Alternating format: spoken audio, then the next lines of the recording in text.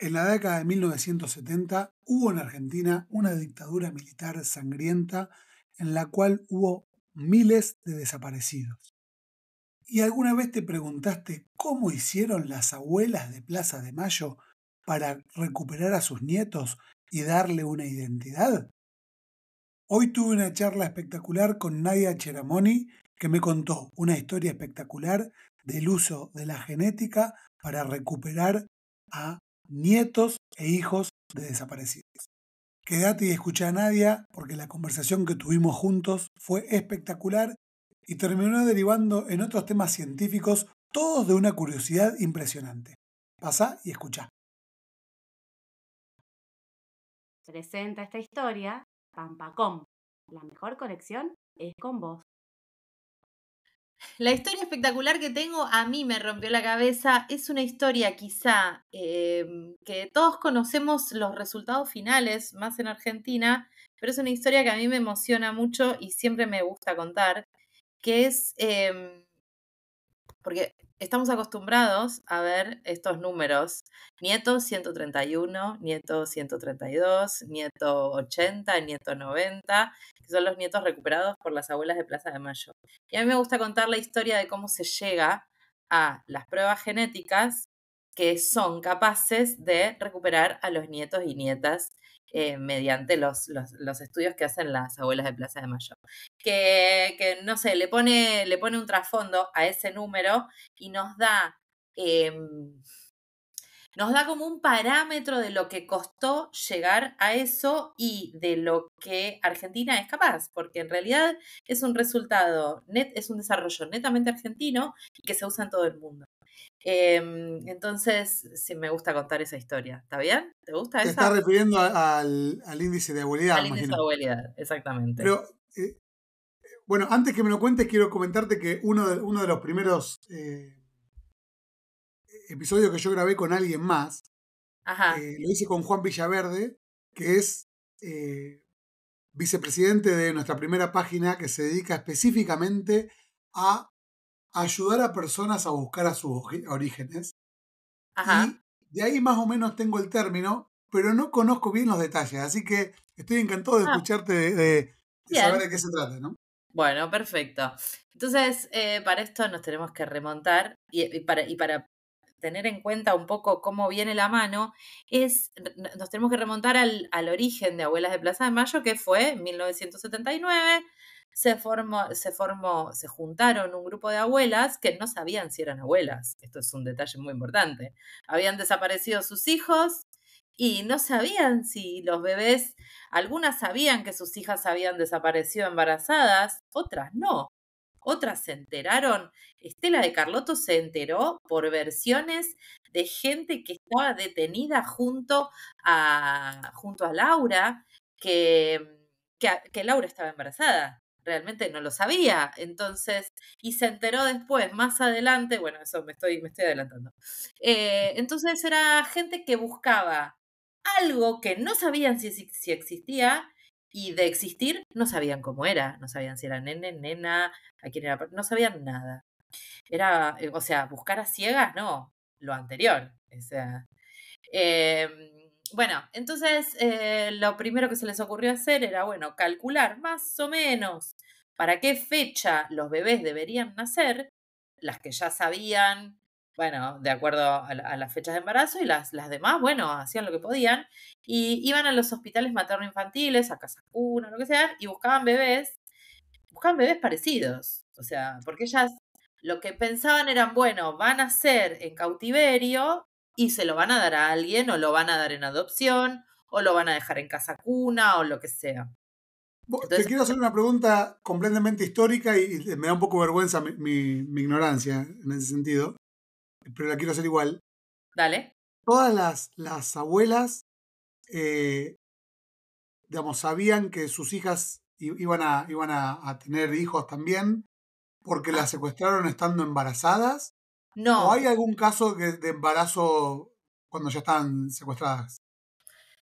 Sí, cuando ya estaban secuestradas, no, cuando ya estaban secuestradas, bueno, hay un libro muy interesante que salió hace muy poco de Leila Guerriero, que se llama La Llamada, que es la historia de una persona que sí estuvo secuestrada, que se llama Silvina Lavairu, y ella cuenta que sí hubo situaciones de los militares teniendo relaciones con personas que estaban secuestradas y fruto de eso sí pudo haber embarazos. Los casos concretos de estas que yo conozco de abuelas, no, en realidad, se rastrearon, los nietos recuperados, se rastrearon los orígenes y no pertenecen, pero sí en ese libro de Leila Guerriero, que es un librazo, lo recomiendo ampliamente, que se llama La Llamada, cuentan casos así, lamentablemente. O sea, Pero, digamos, la mayoría de las historias que vos me vas a contar son de personas que fueron secuestradas embarazadas. exactamente. O personas que, sí, o un embarazo mega incipiente, como por ejemplo Laura Carlotto, que Estela no sabía que estaba embarazada, se enteró cuando estaba de 6 meses, porque una compañera de ella que salió le dijo a Estela, tu hija está embarazada, van a ser más o menos para tal fecha, y si es varón quiere que se llame Guido como el padre, por eso siempre Estela buscaba a Guido. Y después más adelante, a Estela finalmente le dieron el cuerpo de su hija Laura. Laura no es desaparecida. Y esos huesos los estudió otro logro argentino tremendo, que es el equipo argentino de antropología forense. Y estudiando la forma de los huesos de la pelvis de Laura, Clyde Snow, que era quien formó el equipo argentino de antropología forense, habló con Estela y le dijo, Estela, sos abuela, porque viendo esos huesos de la pelvis, él llegó a la conclusión de que Laura había llevado un embarazo a término y que probablemente había atravesado por un parto. Entonces, por eso Estela buscaba algo concreto. Que también, uno, viste, todas esas cosas, buscas algo concreto, pero fíjate con qué evidencia buscas algo concreto, ¿no? Totalmente, O sea, totalmente. son esas dos cosas y tu esperanza, porque nada más. Claro. Bueno, entonces buscaban a los bebés de esta manera, pero claro, lo que hablan, hay un libro muy interesante que se llama Las abuelas y la genética, que está en el sitio web de Abuelas de Plaza de Mayo. Lo que decían es, yo no puedo entrar a una maternidad y agarrar un bebé que más o menos es parecido a mi hijo cuando nació y decir, che, este es mío. No se puede hacer eso. Tenés que probar la identidad en un juzgado. Tenés que ser capaz de decir, es mío. Entonces empezaron a buscar formas de hacer eso. Esto era 1979, imaginemos, ¿no? O sea, todavía no había nada. Hacía 20 años, un poco más, 20 y pico de años, 25 años, que le habían dado recién el premio Nobel a Watson y Crick, que se lo habían robado a Rosalind Franklin, ese otro día lo charlamos, pero recién le habían dado el premio Nobel por saber la estructura del ADN, entonces tampoco era que decías, sí, hago un estudio de sangre y listo. No, eso no existía. Importantísimo poner el contexto histórico, claro, porque uno a lo mejor lo escucha Claro. en este año y dice, bueno, es simplemente me tomo saliva con un hisopo, lo mando a secuenciar y listo, ¿no? Exactamente, mucha gente cuando yo cuento esta historia te dicen, ay, es un estudio de filiación. No, es un estudio de filiación desarrollado cuando se desarrolló y que saltea una generación. Eso es lo Claro. importante. Y bueno, parece que un día de 1979 una de las abuelas lee en el diario El Día de la Plata que un señor que negaba su paternidad tuvo que ser forzado a aceptarla porque un estudio de sangre decía que era el padre. Entonces ahí cayeron en la cuenta que había cosas en la sangre que podían explicar tu paternidad o tu maternidad. Lo que se preguntaron en ese momento es, bueno, pero yo no soy ni madre ni padre, soy abuela. ¿Sirve la sangre de las abuelas? Entonces empezaron a recorrer el mundo buscando respuestas para eso. Llegaron en un momento, cuentan en el libro, llegaron a Finlandia y a un hospital de niños, creo, de Finlandia, y hablando con el director del hospital, que era investigador también, le cuentan esto, lo que ellas estaban buscando, que estaban buscando bebés que les habían robado, y el tipo se les puso a llorar porque no podían creer que estén buscando algo así.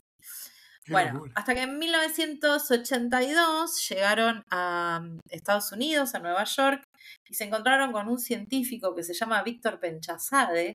Yo recomiendo escucharlo mucho a Víctor Uno, porque es una parte viva de la historia y está entre nosotros. Y dos, porque le gusta mucho contarla. Yo tuve una entrevista con él y realmente es una persona que se sienta y te cuenta. Y te cuenta con todo el tiempo del mundo y tal. Y de hecho te dice, no, yo no fui, yo nada más junté a los científicos. Yo nada más les di, a mí me dicen el padre del índice de abuelidad y yo no soy. Bueno, se encuentran con Víctor Penchazá en Nueva York en el 82, ya en noviembre de 1982. Esto también para poner en un contexto histórico, ya se había perdido la guerra de Malvinas. Entonces la dictadura militar de ese momento no era tan fuerte, no tenía tanto apoyo y digamos, no estaba tan fuerte. Entonces, con la dictadura flojita de papeles pudieron llegar a lo de Víctor Penchazá. Víctor Penchazá es un genetista que estaba trabajando en ese momento en Nueva York, venía de trabajar en Venezuela y venía de escaparse de Argentina de la AAA. Entonces, no le sonaba tan raro estos crímenes que las abuelas le contaban. Bueno, entonces Víctor Penchazá escucha este problema y dice, bueno, también escucha este problema porque tampoco estaba tan al tanto. Imaginemos que no había redes sociales, no había mail, todo era por carta postal, correo postal. Sí. Habla con ellas y dice, bueno, este problema tiene que tener una solución, hay que armar un equipo de científicos que sepan de esto. Y junta a mucha gente, no solo alguien que sepa de biología molecular, sino alguien que sepa de estadística también. Necesitabas algún matemático que sepa de estadística. Y contactó a una epidemióloga genética que se llama Mary Claire King. Mary Claire es especialista justamente en epidemiología genética. Ella nos puede contar, o sea, lo que estudia es cómo son nuestros genes y cómo son, no los genes de una persona, sino de una población, y cómo se parecen, cuáles son aquellos que se parecen mucho de persona a persona y cuáles son aquellos que son bien diferentes. Porque si encontrás aquellos que son bien diferentes y los evaluás, los comparás entre dos personas y son bastante parecidos, bueno, la chance de parentesco es muy alta. Porque eso es lo que estudia un índice, digamos. Es una fórmula estadística. Fue muy interesante también nuevamente recalcar el contexto histórico, porque cuando vos me estás comentando esto sobre genes parecidos, genes diferentes, no puedo obviar yo tengo la cabeza puesta en que ya está secuenciado el genoma humano y que, bueno, eso ya se sabe hace varios años, pero lo que vos me estás contando son muchísimos años antes que se secuencie. Entonces, es realmente buscar completamente a ciegas casi, no sé. Prácticamente a ciegas. En el 82 ya le habían dado creo que ya le habían dado el premio Nobel a, ¿cómo se llama? Ay, se me borró el nombre del que dijo cómo secuenciar ADN. Lo doy en clase. Bueno, el que dijo que fue el que dijo, así se secuencia una proteína y así se secuencia el ADN. Ya le habían dado, creo que le dieron el premio Nobel en 1980. Entonces, sabíamos cómo secuenciar ADN, fragmentos pequeñitos. O sea, de a pedacitos podía secuenciar. Entonces, eran esas las comparaciones que se podían hacer. ¿Te referías a Sanger? Digo por el método. Sanger, ahí está. Frederick Sanger, gracias. O sea, el método Sanger de secuenciación, que era eso, era digerir y, o sea, cortar en pedacitos el ADN y secuenciar de a pedacitos. Bueno, Mary Claire King sabía esto y sabía también cómo se comparan otras cosas, ¿no? Entonces, lo primero que se le ocurrió para comparar es estudiar una serie de proteínas, una familia de proteínas que hay en la sangre, que son el complejo mayor de histocompatibilidad, que son las proteínas que reaccionan cuando un órgano se rechaza en un trasplante. Es una familia de proteínas, una serie de proteínas que si uno agarra, no hablando ya de genes y de ADN, pero sino de proteínas, y las compara en una familia, entre familias, tienen que ser parecidas, ¿sí? El tema con esto es que se hace con sangre recién extraída, y estos estudios en ese momento se hacían en Estados Unidos. Entonces era un tema, ¿no? Pero bueno, teníamos una primera punta para poder hacer esto. Entonces, hay una historia que a mí me encanta, que encima una vuelta la conté, ahora te cuento un detallito de esa historia. Había una nena que se llama Paula. A Paula la secuestraron cuando ella tenía 2 años junto con sus papás. Entonces la secuestraron junto con sus papás cuando tenía 2 años y la anotó como propia un comisario que se llama Rubén Lavallén. La anotó como propia cuando Paula tenía 2 años, pero la anotó como recién nacida. Entonces, acá hay una abuela con una ventaja frente a las demás porque sabía cómo lucía su nieta. Ya la había visto hasta cuando tenía 2 años. Y entonces la buscó y la encontró en un jardín de infantes cuando ella debería estar en la escuela primaria. Cuando Paula Qué tenía locura, 6 pero encima años. 2 años. Se nota la diferencia. ¿Se nota la diferencia? Bueno, Paula estaba en un jardín de infantes cuando tendría que haber estado en la escuela primaria. Y el primer día hábil de la democracia puso un recurso de amparo, metió un recurso de amparo y a Paula le sacaron sangre. Esa sangre se mandó a Estados Unidos y resultó ser que Paula no era Paula Lavallén, sino que era Paula de Balogares. Y es la nieta número 23 recuperada y la primera gracias a las pruebas de sangre. Yo una vuelta conté esta historia, cuento la historia del índice de abuelidad, me gusta contarla para un grupo de docentes en La Plata. Termino de contar esta historia y veo que un señor grandote se me acerca, de unos, ponele 50 y pico, 60 años, se me acerca y digo, uy, me va a pegar, porque aparte se me acercaba serio.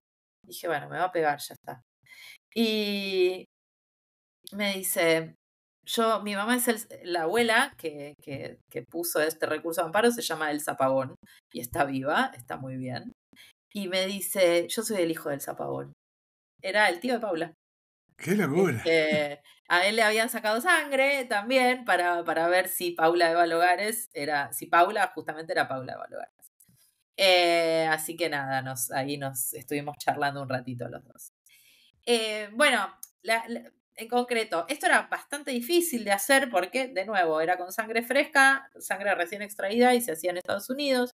Entonces, había que buscar otra manera y para esto nos dio una mano la ciencia que fue avanzando, sobre todo la investigación con el ADN. Y para los años 90 habían aparecido 2 pruebas que servían bastante, que era una, nos suena a todos, obviamente, y a vos como biotecnólogo también, que es la PCR. La PCR es una fotocopiadora de genes. Es a partir de un gen tener varias copias de ese mismo gen. Entonces, una cosa es analizar un gen o ver si está ese gen y cómo es, y otra es analizar muchas copias. Entonces, ahí la sensibilidad de la prueba se incrementaba de una manera tremenda. Y había aparecido también otra que se llama RFLP, que se llama Restriction Fragment Length Pattern, que es básicamente agarras todo el ADN, todos los genes, los cortás en pedacitos, en varios pedacitos, con enzimas, con proteínas que reconocen un fragmento, una secuencia particular de ese ADN. Entonces, varias enzimas van a reconocer varios fragmentos. Entonces, de acuerdo a tu secuencia de ADN, vos vas a tener un patrón de pedacitos, ¿sí? Todos esos pedacitos vos los podés ver porque corren por distinto tamaño, entonces vas a tener un patrón de pedacitos. Como si fuera un código de barras, digamos. Como si fuese un código de barras. Bueno, ese código de barras, la mitad, si vos comparás con los pedacitos de tu mamá, la mitad tienen que coincidir, y si comparás con los pedacitos de tu papá, la mitad tienen que coincidir. Entonces ahí teníamos una cercadita hacia a estudiar, a usar el ADN. Y además, y esto es lo que a mí más me gusta de esta historia, Mary Claire King sabía que había algo que se llama ADN mitocondrial. Nosotros tenemos nuestros genes en las células, en el núcleo de las células, perdón, y en las células también hay una organela o un pequeño órgano que se ocupa de la energía, de que la célula tenga la energía para mantenerse viva, no para vibrar alto y todas estas cosas que ahora estamos todos intentando hacer porque se usan. Y vibra alto, así no te enfermas. Bueno, no. Entonces, escuchar este podcast para vibrar alto. Claro, vibra alto. Escucha este podcast y vibra alto. Así tus mitocondrias están más sanas. Bueno, estas mitocondrias tienen ADN también, tienen su ADN particular, que es su ADN mitocondrial. Entonces, Mary Claire King sabía esto, sabía también que el ADN mitocondrial varía muchísimo de familia en familia, es muy diferente entre nosotros, y además, mientras vos en el núcleo tenés una sola copia de cada gen, en una célula hay varias mitocondrias, entonces tenés varias copias de ADN mitocondrial, lo cual te ayuda porque es más sensible. La propiedad más linda del ADN mitocondrial para mí es que cuando se da la fecundación, que está el óvulo en el útero con la mitad de los genes de la madre, los genes nucleares de la madre, es una célula haploide, y las mitocondrias de tu mamá, viene el espermatozoide y al fecundar, lo que ingresa al óvulo es la cabeza del espermatozoide, pero no la cola, y en la cola es donde están las mitocondrias. Entonces, no entran en el momento de la fecundación mitocondrias del espermatozoide. Entonces, eso quiere decir que el ADN mitocondrial solo se transmite por línea materna. O sea, vos te podés parecer a tu mamá, a tu papá en el humor, en no sé, la espontaneidad, la altura, lo que quieras, pero las mitocondrias son de tu vieja siempre, y si son de tu vieja, son de tu abuela. Entonces, Mary Claire King sabía de esta propiedad. Hace poco dio una charla acá en la Facultad de Ciencias Exactas y Naturales, hace unos 2 años, y dijo, es como si es como si Dios hubiese inventado el ADN mitocondrial para las abuelas de Plaza de Mayo. Bueno, gracias a poder estudiar el ADN mitocondrial y otros fragmentos, ¿no? La PCR y todas estas cosas, y estudiando con la ayuda de los estadísticos que se metieron ahí, se generó algo que se llama índice de abuelidad, que es la fórmula estadística que prueba, mide la probabilidad de filiación entre una abuela y su nieto o nieta. Si el índice de abuelidad te da 99,999%, encontraste, o sea, ese nieto 120, 130, el índice de abuelidad dio 99,9999%. Gracias a esto también, gracias a empezar a estudiar la sangre, en realidad, no solo el índice de abuelidad, digamos, se creó en 1987 algo que era de recontra avanzada para el momento, que es el Banco Nacional de Datos Genéticos, que en ese banco se guardan las muestras de ADN de abuelas. O sea, cuando en el libro cuentan que también cuando se formó ese Banco Nacional de Datos Genéticos, al principio, para recolectar las muestras, las abuelas recorrían ellas mismas todo el país sacándole sangre a otras abuelas y viendo cómo, o sea, no las abuelas mismas, sino que empezaron ellas a recorrer todo el país junto con los especialistas para que ese banco de datos genéticos se llene de muestras. Entonces, a mí me gusta esta historia porque vos decís, bueno, las abuelas, hoy Estela tiene 94 años, creo. Rosa Roisinblit, que era vicepresidenta, no sé si todavía es vicepresidenta, de abuelas, tiene 105 años. Digamos, en algún momento, o sea, esa señora, una vez, no me acuerdo si vi que ella dijo, recuperé mi nieto, porque ella su nieto lo recuperó en el año 2000, pero me quedé para recuperar el de las demás. Mirá, con todo lo que se está quedando para recuperar el de las demás. Y bueno, eso me gusta del Banco Nacional de Datos Genéticos, que siempre estamos, la ciencia siempre se está preguntando cómo alargar la vida, y bueno, mira, acá las abuelas son inmortales ahí adentro. O sea, está muy bueno, es algo que no sabía, conocía bien el índice de abuelidad. Sí, claro. Lo que no sabía era que se secuenciaba específicamente el ADN mitocondrial. Hay algunos aportes que quiero hacerte. Sí, no solo el índice en realidad toma un montón de fragmentos. Incluso si hay registros de parientes hombres, también se secuencian partes del cromosoma Y. Hoy en día son varios fragmentos. Es el ADN mitocondrial, si hay, depende del caso, el cromosoma Y y otros fragmentos de ADN que Mary Claire King sabe que no varían mucho, que varían mucho de familia en familia, ¿verdad? Perfecto, justo iba a hacerte esa acotación porque, digamos, si no, quedaría la objeción de decir, bueno, si es necesario secuenciar específicamente el mitocondrial, hace falta que el test se lo haga la abuela mujer. Entonces, si uno tiene el abuelo quien busca... Si el abuelo es quien busca, se secuencia, hay aportes también del cromosoma Y. Hay Claro, muestras que hay se tiene que aportes hacer del por cromosoma Y. otro lado, ¿no? Porque de hecho había también en Abuelas de Plaza de Mayo, bueno, ahora lamentablemente falleció Abel y falleció el nieto recuperado, que era Abel, era justamente un padre que buscaba a su hijo, Claro, porque claro, la claro. desaparecida era la mamá. Te quiero hacer un par de consultas también, más que nada históricas, porque te noto muy empapada en el tema y son dudas que siempre tuve y no tuve la oportunidad de preguntárselas a nadie. Entonces, te las Sí, pregunto, aprovecho y te las pregunto a vos. Digamos, de los nietos recuperados, vos me dijiste el caso de que, por ejemplo, Estela tenía el cuerpo de su hija. claro. Entonces, en ese caso, no hubiera sido necesario el índice de debilidad, digamos, porque imagino que extracción de sangre al cadáver o incluso de los huesos uno puede sacar. No sé, lo que pasa que vos pensás que a la hija, por lo que tengo entendido, yo cuento, no soy ni hija de desaparecidos, ni nieta, ni nada, simplemente me gusta la historia, entonces leí del tema. Eh, por lo que leí, a Estela, el cuerpo de Laura se lo dieron en plena dictadura y medio que ella lo tuvo que enterrar sin chistar.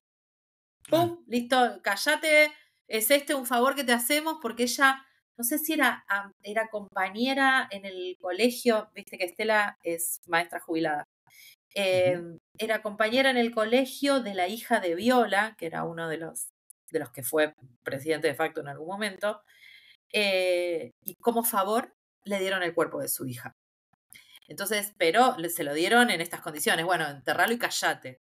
Y recién en 1984 exhumaron el cuerpo y eso es lo que estudió Clyde Snow, que fue quien formó otro hito argentino que me encanta, que es el equipo argentino de antropología forense. Entonces, medio que en ese momento no se planteó, en esos años todavía no estaba esta posibilidad, primero de sacar ADN en un cuerpo que ya estaba enterrado, exhumado y todas esas cosas. No se planteó esa chance porque tampoco uno podía sacar en esos años, supongo yo, ADN en buen estado como para ser comparado. Todas las técnicas de extracción de ADN Claro. que se mantenga, qué sé yo, vinieron en años muy posteriores, cuando ya Estela había dado su muestra para el Banco Nacional de Datos Genéticos. Imaginemos que después incluso se ha secuenciado el ADN Neandertal, Por como para dar eso, una idea de la, claro, de la dimensión en absolutamente. las técnicas de extracción. Hoy en día hay técnicas de extracción y uno puede recuperar ADN. Mira, hay con una chica, con una colega que vive en Estados Unidos, que se llama Lucía, es una amiga mía.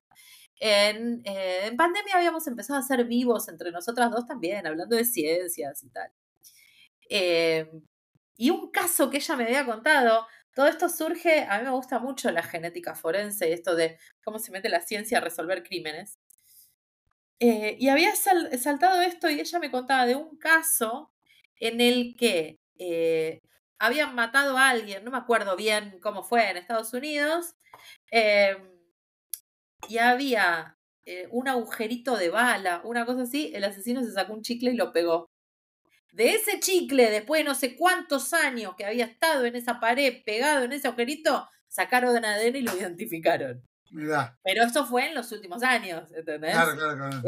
Cuando recién ocurrió el crimen, eso ni se planteó. Mirá qué interesante. Bueno, justo ya te nombré a Juan Villaverde, que pasó por este podcast. Sí.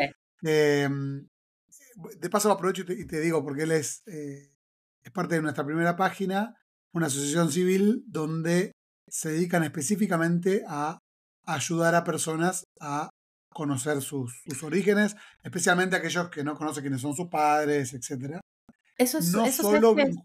¿Cómo? No, eso es súper interesante porque eh, una vuelta, yo me acuerdo hace muchos años, vino a hablar a la universidad una persona del Banco Nacional de Datos Genéticos. Y me acuerdo que dio esa charla y dijo, no recuerdo el nombre de la persona, pero dijo, cuando se formó el banco, pensamos que iban a venir a solicitar una comparación 400 personas, que eran los 400 nietos que eran reportados como que habían nacido y no estaban, no me acuerdo el número, pero vinieron algo de 8.000 personas. Claro. Hay muchísima gente que no sabe su origen. Perdón, Es realmente impresionante. Y hay otra cosa que me deja, justamente que tiene que ver con esta conversación, es que en la conversación que yo tuve con Juan, él nombra muchísimo los análisis de ADN porque la claro, asociación civil ahora está metida específicamente en todos los test, obviamente los test nuevos, que son lo de MyHeritage, 23andMe, esos kits claro. que uno puede comprar y se secuencia, pero que lo están usando para que la gente que tiene dudas compre el kit, los ayudan a comprar, a secuenciar y a comparar Ah, a mira. todo el análisis para poder encontrar a los ancestros, y es la verdad que es un laburo hecho. Y justo él me contó una historia realmente fascinante, te recomiendo que la escuches, Sí, por favor, voy a ir a de eso, de los sí, una chica que se hizo el test y no recuerdo bien cómo era la historia, pero le había salido que era hija de su tío, una cosa así. Y, y que recordaban en la historia que el tío jugaba con la que era madre, que se hacían chistes. Bueno, al final, bueno, te dejo que una para que novela. escuches el episodio porque es espectacular. Es una historia Dale. bien curiosa por fuera, pero una de las cosas que nosotros dijimos es que impresionantemente loco que es vivir con la incertidumbre, digamos. Para quienes tuvimos la Uf, suerte de conocer a nuestros padres digamos, y no tener dudas de nuestros orígenes, sí, sí, eh, sí. no nos podemos poner en la piel de alguien que sí las tiene, digamos, ¿no? No, El grado de absolutamente. desesperación de saber que hay un nieto vivo y no dónde está, o de no saber quiénes son tus viejos, de ser Sí, o terrible. saber que tenés un hermano o una hermana en algún lugar, como le pasa a muchos nietos recuperados que capaz tienen más hermanos o personas que buscan justamente a sus hermanos. Sí, debe ser súper angustiante, súper angustiante.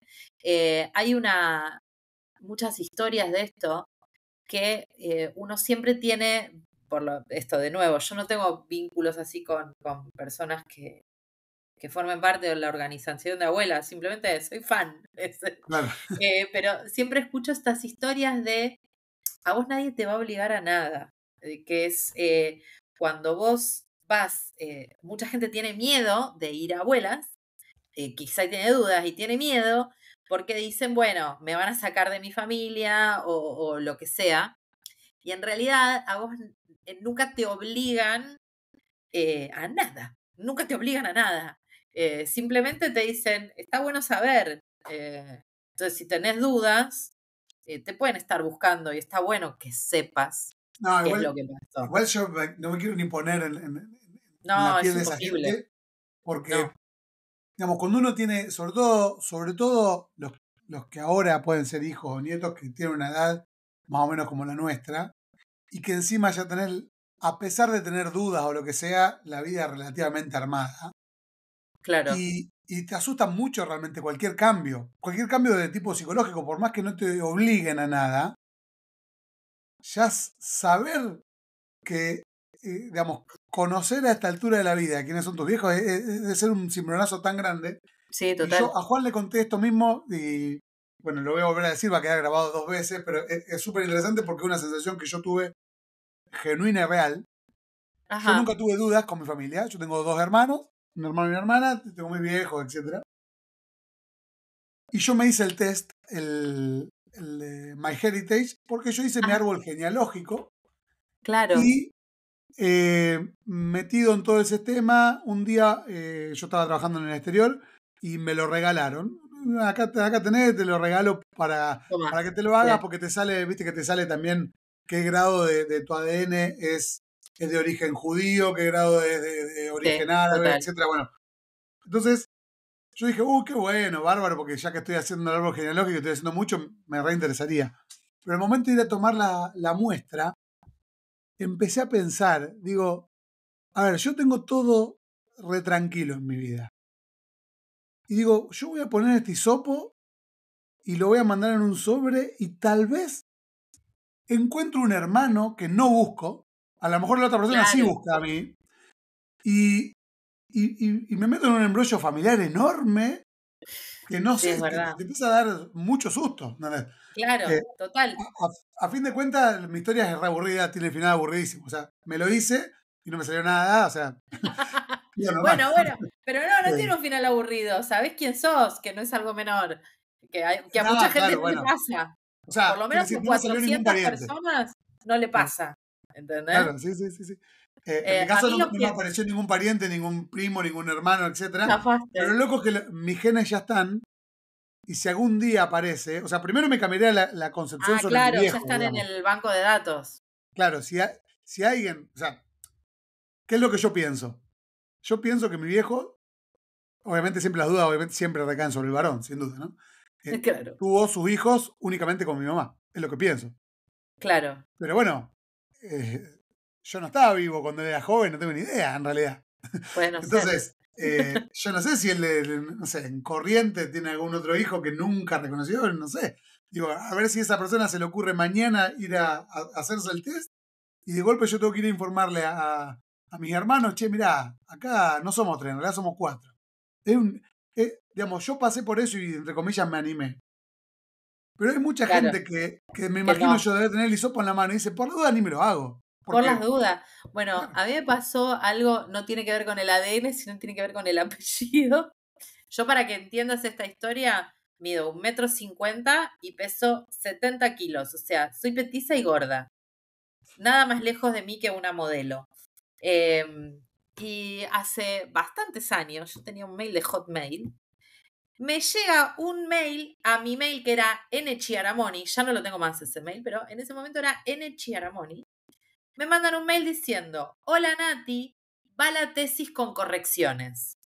Y una tesis sobre economía que no tenía nada que ver con la que yo estaba realizando en ese momento, que era, yo soy biotecnóloga, estaba realizando una tesis con ADN y tal. Y leo la tesis, en el cuerpo de la tesis había un mail que decía Nati Chiaramoni, no N Chiaramoni. Entonces, bajo la tesis y se la reenvío a esta con el mail Nati Chiaramoni y le digo a la chica, le digo, hola, ¿qué tal? Yo soy de Buenos Aires, compartimos iniciales y tu tesis me llegó a mí. La piba me responde, ay, qué loco, ¿cómo te llamas? No sé qué, yo soy Nati, vivo en Rosario. Y hablando así, ay, le digo, capaz somos parientes, porque tengo unos tíos que han viajado. Y dije, bueno, el que sea que viajó le ha puesto el apellido. Y después me dice, sí, mi hermana vive en Buenos Aires, se llama Florencia Chiaramoni, es modelo. No somos parientes, no tenemos nada que ver. Es una chica que es modelo, que es divina, que mide 3 metros. No somos. No hay chance que yo comparto apellido por una mera casualidad de la vida, pero no hay chance que yo sea pariente de esa chica. viste cómo son las historias, ¿no? No comparto Otra, genes, estoy otra segura cosa que que te no. quería mencionar, ya que te mencioné a Juan Villaverde, Dale. es, probablemente lo conozcas cuando me nombraste que te interesa mucho que la ciencia se meta en toda la parte de resolver crímenes. Pasó Sí. por este podcast también Willy Pregliasco, que se dedica específicamente a hacer física de eh, básicamente de los crímenes y situaciones de violencia y concluir cosas a raíz del registro que hay, por ejemplo, videos, Ay, qué impactos de lindo. bala, etcétera, y usa diferentes técnicas y está muy buena la historia que él me contó. A mí me encanta. Todas esas cosas que se meten. Hay una historia que a mí me rompió la cabeza, pero de verdad me rompió la cabeza y la vi muchas veces, que es la historia de cómo se dieron cuenta de que incluso hay mucha gente en el presente que esto no le es familiar, que es la historia de Omar Carrasco, de cómo se dieron cuenta que lo habían asesinado y que no es que se había, porque para hacerlo brevemente, Omar Carrasco era un conscripto en el año 94, ingresó al servicio militar, que en ese momento era servicio militar obligatorio, era un pibe muy tímido, era evangelista en el regimiento de Zapala, y bueno, un pibe tímido, evangelista, retraído, no sé qué, lo cagaron a trompadas. El soldado, el que estaba a cargo de ese regimiento, que era Carnevaro de apellido, si mal no recuerdo, y dos soldados. A la semana creo que lo van a ver sus papás y le dicen, Carrasco desertó. Y los papás dicen, no puede ser que haya desertado. Gente muy humilde, pero dijo, yo sé cómo cría a mi hijo, yo sé cómo es mi hijo, no desertó. Y empezaron a buscarlo, a buscarlo, a buscarlo, a buscarlo, y a los 20 días aparece tirado en un lugar del regimiento, muerto, con signos de violencia, y todos dicen, bueno, se escapó y esto se lo hicieron los animales. Y eso en una primera autopsia así más o menos quedó así, listo, se acabó el problema, pero la gente ya se había empezado a movilizar y entró una entomóloga forense a analizar la fauna cadavérica, que son los bichos que aparecen, insectos que aparecen en el cuerpo, porque sabemos el ciclo de vida de los insectos, cómo es, qué insectos, y en un cuerpo en descomposición empiezan a haber insectos o diferentes formas de vida que yo sé que si encuentro tal forma en un insecto que, no sé, el insecto, una pupa vacía de un insecto, bueno, ya tienen que haber pasado tantos días y tiene que haber estado tantos días en la intemperie. Y bueno, analizando todo eso, una entomóloga forense que hoy creo que no está en actividad, de apellido Oliva, llegó a la conclusión de que, primero, Carrasco había sido, lo mataron a golpes, que había estado primero guardado varios días en un lugar cerrado, que no había estado esos 20 días a la intemperie, y había sacado también la fecha de muerte, que era diferente a la que decían la gente del regimiento militar. Y esto es gracias a la ciencia que se metió a resolver el crimen de Omar Carrasco. Y gracias a eso también, y a todo, no solo gracias a la ciencia, sino a que la gente se movilizó realmente, que no hay más servicio militar obligatorio. Omar Carrasco fue el último, digamos. Así que cuando se mete la ciencia así me encanta. Muy interesante historia y me gusta que es la segunda historia que tiene que ver con contra los militares y hace bien, digamos. Estoy de tu lado. Sí, se nota un poquito mi posición. Está perfecto. Justo respecto a tu historia anterior, te quería nombrar, que probablemente lo conozcas, Sí. con todo esto del ADN mitocondrial, que es únicamente por vía materna. Ajá. Hace poco leí un libro sobre la Eva mitocondrial, aquella mujer que es la madre de absolutamente toda la humanidad. Y la que a mí madre de me todas llama las mucho la atención. mitocondrias. Claro, me llama mucho la atención todas las curiosidades que hay en torno a esa mujer, digamos, ¿no? En primer lugar, una de las cosas que más me sorprende y que comienza el libro diciendo es, bueno, si uno pudiera viajar en el tiempo y fuera al lugar donde vivió la Eva mitocondrial, ella perteneció a un grupo de varias personas. Ajá. Y entonces la consecuencia de eso es que si vos mirás a esas personas, toda la humanidad desciende de esa sola mujer, Ajá. pero no desciende de todas las otras. De todas las otras personas. Entonces, es muy loco de pensar así, porque esto del ancestro común te hace pensar, de decir, bueno, un solo espécimen engendra a la humanidad entera y todo lo demás, ninguno. Claro. Entiendo. Muy, Lo que pasa muy lindo de pensar. Claro, lo que pasa es que también la evolución, yo estuve también leyendo un artículo hace poco de un cráneo fósil que encontraron en China, en una región del sur de China, que en realidad por los años, por la datación que hicieron de sus huesos, debería ser neandertal, pero no coincidía en nada con la forma de los neandertal, sino que coincidía más con los erectus, pero tampoco tanto. Entonces, como que no lo podían encasillar en ningún lugar. Y entonces lo que explicaban es, claro, la evolución no es algo lineal. También el concepto de un ancestro común es medio polémico.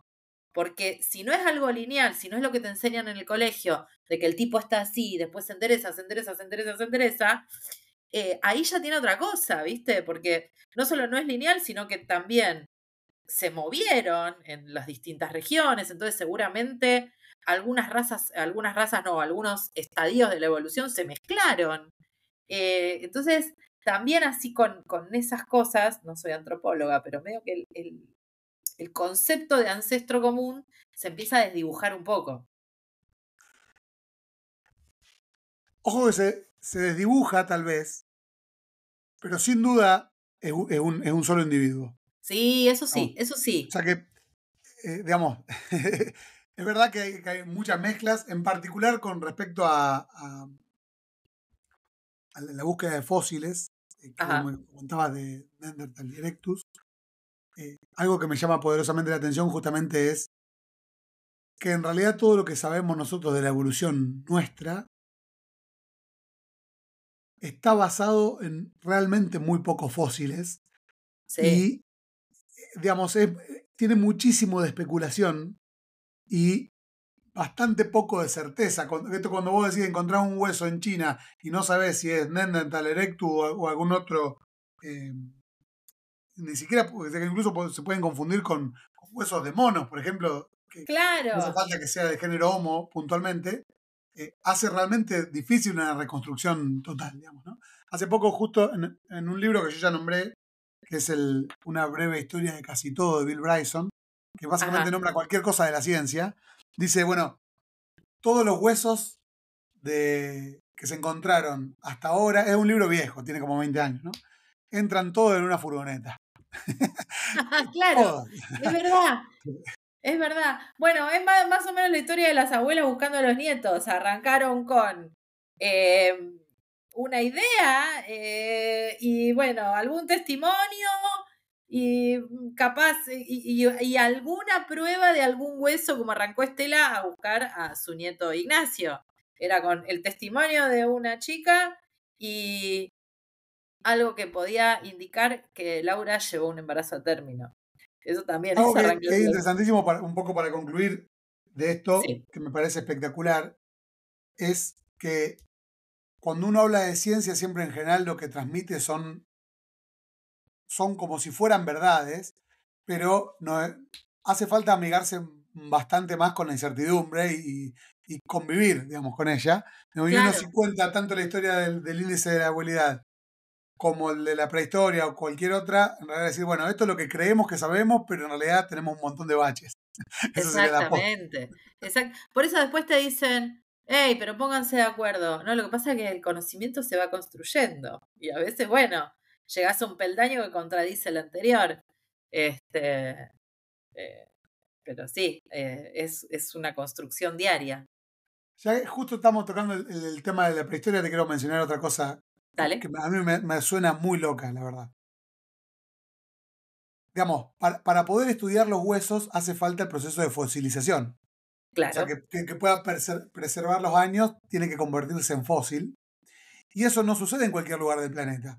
Por ejemplo, No, eh, digamos, hay fósiles que se encuentran en Israel, Jordania, después hay en el sudeste asiático, pero entre medio hay realmente muy poco. Todo lo que es India, Pakistán, ahí se encuentran muy pocos fósiles simplemente porque el suelo del lugar no es apto para fósiles. claro, Pero lo loco de esto es que donde sí se encuentran muchos es en África, que justo es la cuna de la humanidad, y que justo fueron capaces de descubrir a los Australopithecus y a todos los anteriores de género Homo, pero por claro. una suerte enorme, porque si el suelo de África no hubiera sido apto para la No fosilización, no tendríamos teníamos idea. absolutamente ni idea. Es una Exactamente. locura total, pensamos así. Absolutamente. Esas casualidades. Bueno, a vos que te gusta el espacio, hay un, hay un episodio, un podcast, bueno, de un señor que es de Rosario, que también, un fan de la astronomía, pero se construyó un observatorio en la casa con una cámara muy particular y en un momento medio de casualidad le empezó a sacar fotos al cielo y cazó una supernova en los inicios. No sé si sabes esa historia. Sí, de Víctor Buzo, un genio. Ese. Eso a mí me rompe la cabeza. Me rompe la cabeza la historia de ese tipo. Que también, está bien, no tiene nada que ver con el género homo, perdón, me fui Pero, nada, no, le saqué una foto, me pareció medio raro. Si ese tipo no estaba ahí, todavía no teníamos idea cómo luce una supernova cuando arranca. Es impresionante. Bueno, lo que sí tiene que ver es con la casualidad que te acabo de nombrar acerca de la asociación en África, digamos, ¿no? Exactamente. Nadia, si vos tuvieras que elegir cuál es la duda más grande de la humanidad o la pregunta más grande sin respuesta de la humanidad, ¿cuál es para vos? Ay, la pregunta más grande. ¿Qué sé yo? Hay varias. Supongo que es... No sé, no lo sé. No, supongo que la duda más grande es cada vez cuando te vas más atrás que había, más atrás que había, más atrás que había, más atrás que había. Y el Big Bang. Y antes del Big Bang, ¿y por qué pasó el Big Bang? Me parece que es más atrás que había, más atrás que había, y ese más atrás que había, más atrás que había, más atrás que había, te lleva un che, Dios existe, o algo así, ¿entendés? Una cosa por ese lado.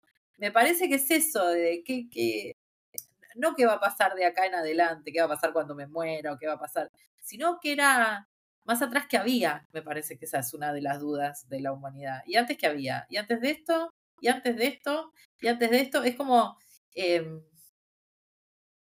no sé, es como agarrar un auto e ir para adelante en una ruta y decir, bueno, voy hasta que esto se termine. Bueno, Claro, ¿qué hay ahí cuando se termina? ¿Qué hay? Pero claro. para atrás. ¿Se entiende lo que digo? Sí, es muy interesante. A mí, yo siempre pienso en esto, ya lo nombré más de una vez en este tipo de entrevistas, es cómo me gustaría poder ser una mosca, haber estado ahí, ver cómo era. Claro, Todo lo que hacemos nosotros es ver reproducciones de cómo era, digamos. Cuando te dicen a vos, no exactamente.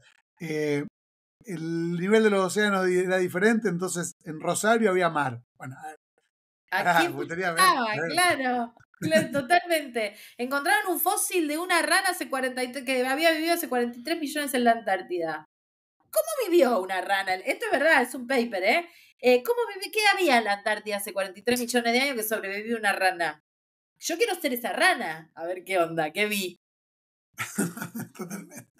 Muy interesante, muy interesante. Nadia, sé que tenés otros compromisos ahora, así que quiero cerrar. De hecho, te agradezco, así vos me das las gracias también. Y es lo que queda grabado espectacular, pues yo todo esto. Dale. Eh, Mil gracias por tu tiempo. Después pasate a escuchar cómo queda la conversación, que va a ser genial. Muchas, muchas, muchas gracias a vos y de verdad me divertí mucho porque amo hablar de estas cosas. Muchas gracias.